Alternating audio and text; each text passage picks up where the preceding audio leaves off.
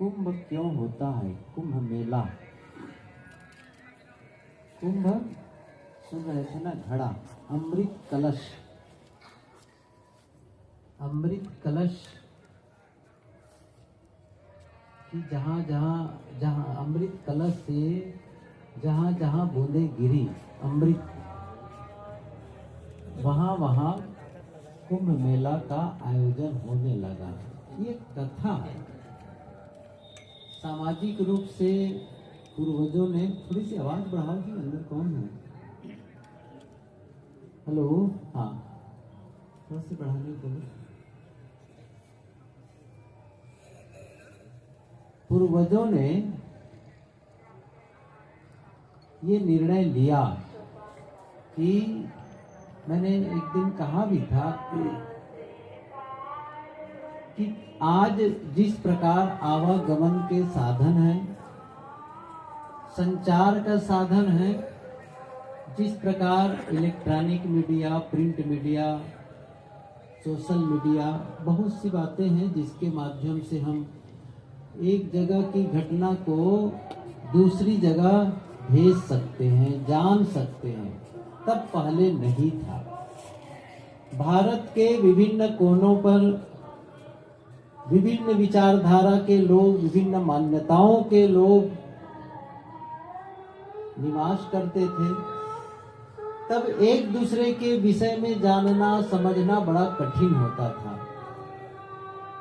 अब उन सबको एक प्लेटफॉर्म पर लाना, एक ऐसे इस तरह का आयोजन करना जहां सभी मत पंथ के लोग एकत्र हों, मान्यता के लोग, रीति रिवाज के लोग एकत्र हों और एक दूसरे को समझें, करीब से समझें। जैसे आप लोग यहाँ बैठे हैं, अब नहीं जानते कि ये किस प्रांत के हैं, किस रीति रिवाज के हैं। चलो हम लोग तो खैर कबीर साहब की छावनी में है, तो हम लोग का ढंग लगभग एक हो सकता है। लेकिन दूसरी छावनी में जाओ जहाँ सन्यासी है, वैष्णव है, और सन्यासी में विभिन्न प्रकार के हैं, और नागा दल है, बहुत सारे, और आगे थोड़ा चले जाओ और सब अलग अलग मान्यता वाले हैं।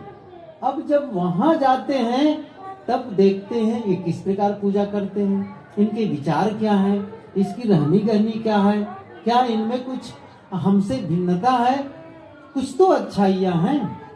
तो मैंने ये कहा था कि दूसरों की अच्छाइयों को ले लेना और दूसरों की अच्छाइयों को लेना, और ये भी पता चल जाएगा इससे कि उनकी अच्छाइयों को देखने से अभी मेरे में ये कमी है। हमारा क्या है, हम अपनी कमियों को निकालते चलेंगे, दूसरों की अच्छाइयों को देखते चलेंगे। दूसरा भी वही कर रहा है, दूसरा भी वही कर रहा है, तो क्या होगा, एक सुंदर समाज की रचना होगी। हम सभी एक दूसरे के करीब आते हैं, एक दूसरे के रीति रिवाज को समझते हैं, मान्यताओं को समझते हैं, और अपने आप को और अधिक बेहतर जीवन जीने के लिए, अपने जीवन को बेहतर बनाने का हम प्रयास करते हैं। ये क्या है, ये सामाजिक माहौल।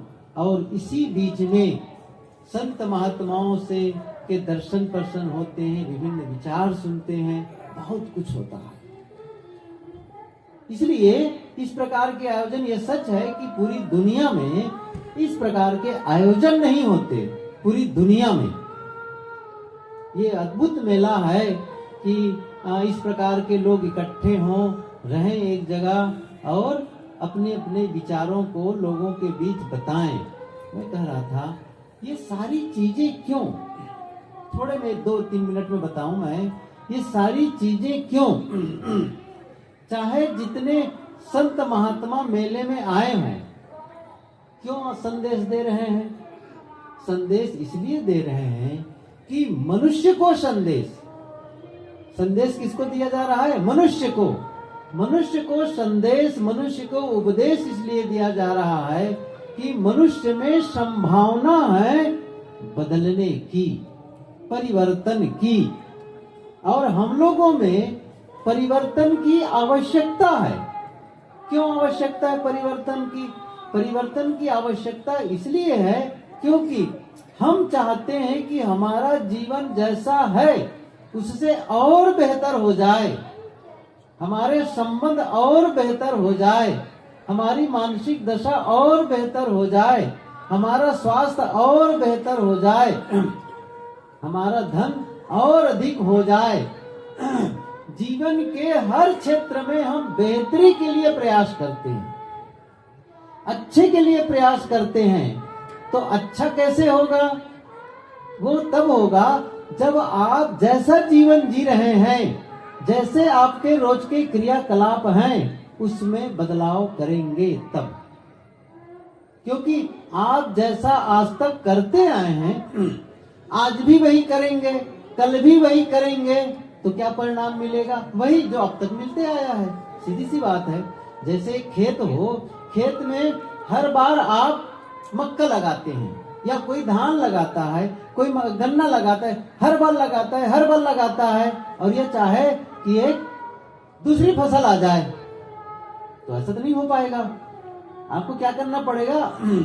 आपको परिवर्तन करना पड़ेगा, बीज अलग बोना पड़ेगा, उसके काम बीज के अनुरूप उसमें काम करने पड़ेंगे, और तब क्या होगा? वही फसल मिल जाएगी, वही अन्न मिलेगा जो आप चाहते हैं।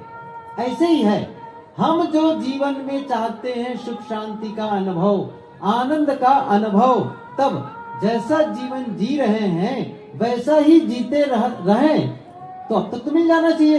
यदि मिला होता तो इसका मतलब है हमें जीने के तरीके में बदलाव करना पड़ेगा।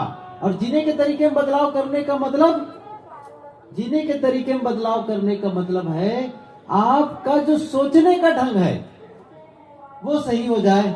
अच्छा, बोलने का ढंग है वो सही हो जाए, करने का ढंग है वो सही हो जाए। अब फिर से मैं बता रहा हूँ, ये सही होने का क्या मतलब है? अच्छा, लोग तो कहेंगे हम तो सही कर रहे हैं, हम तो बोलते ही सही है, हम तो करते ही सही है, हम तो सोचते ही सही है। सही होने का मतलब है कि सही रिजल्ट आए।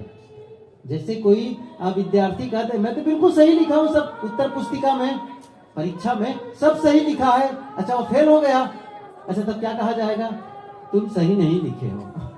सही है ना, तुम सही नहीं लिखे हो। अच्छा, सही लिखते तो तुमको सही नंबर मिलना चाहिए था, परीक्षा पास हो गए होते, अब फेल कैसे हो गए हो? बस यही बात है। हम क्या कर रहे हैं? सब सही कर रहे हैं। अच्छा, दुखी क्यों हो, अशांत क्यों हो, लड़ाई झगड़ा क्यों हो रही है, बीमारी क्यों है? कुछ तो है। इसका मतलब है हम सही नहीं कर रहे हैं, उसी को ठीक करना है, उसी को ठीक करना है।